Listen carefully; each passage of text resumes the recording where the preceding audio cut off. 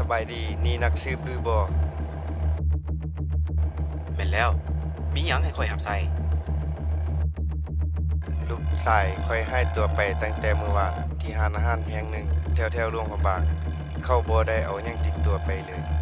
ข่อยว่าเหตุการณ์นี้มันบ่ปกติล่ะถ้าเจ้าพาลูกค่อยกลับมาได้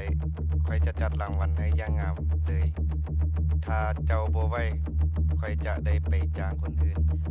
ข่อยคิดว่ามันเป็นการลักพาตัวข่อยรับประกันได้เลยว่า5 โมงแรงนี่เจ้าสิได้พ่อหน้าลูกเจ้าแน่นอน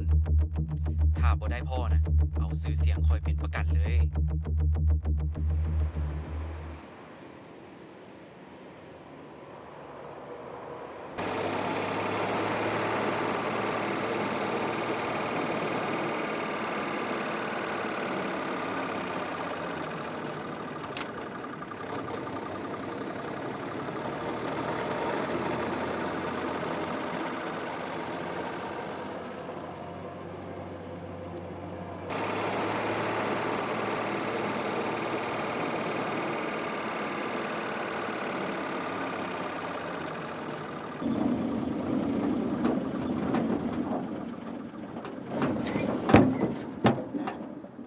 อ้าวรถไปยังรถตาย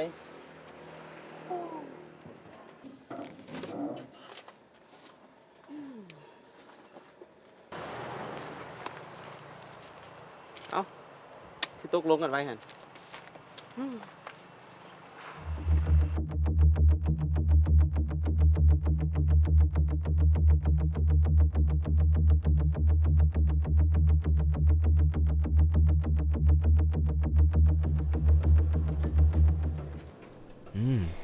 ต้องเป็นบอนนี่บ่ผิดแน่นอนเราต้องได้ระวังตัวที่สุด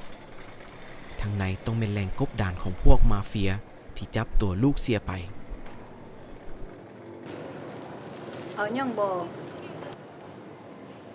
ข้าวเปียกถ้วยหนึง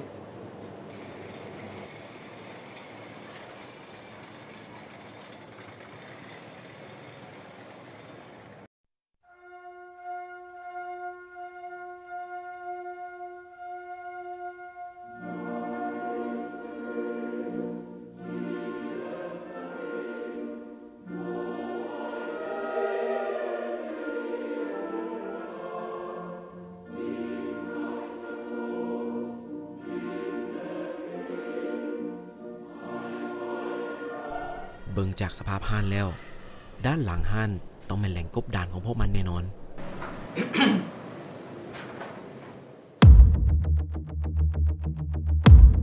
ตายห่าแล้ว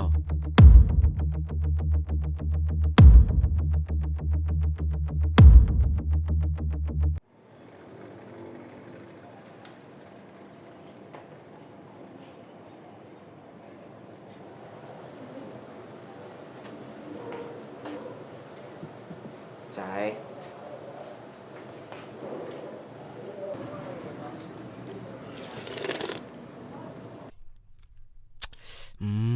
แซ่บเส้นที่เหนียวนุ่มระดับที่บ่มีความนุ่มอันใดมาเทียบได้น้ำซุปที่ได้รับการเคี่ยวและปรุงแต่งมาอย่างปราณีตความเข้มข้นและรสชาติที่ลงตัวของมันเป็นอย่างน้อเขาคือมามองข้ามความสุดยอดของอาหารที่อยู่ใกล้ตัวเฮาได้ขนาดนี้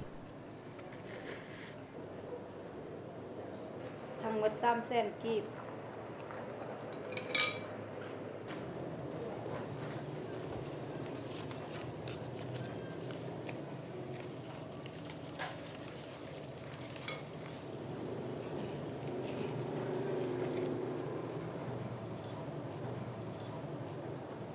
ผ่อนได้บ่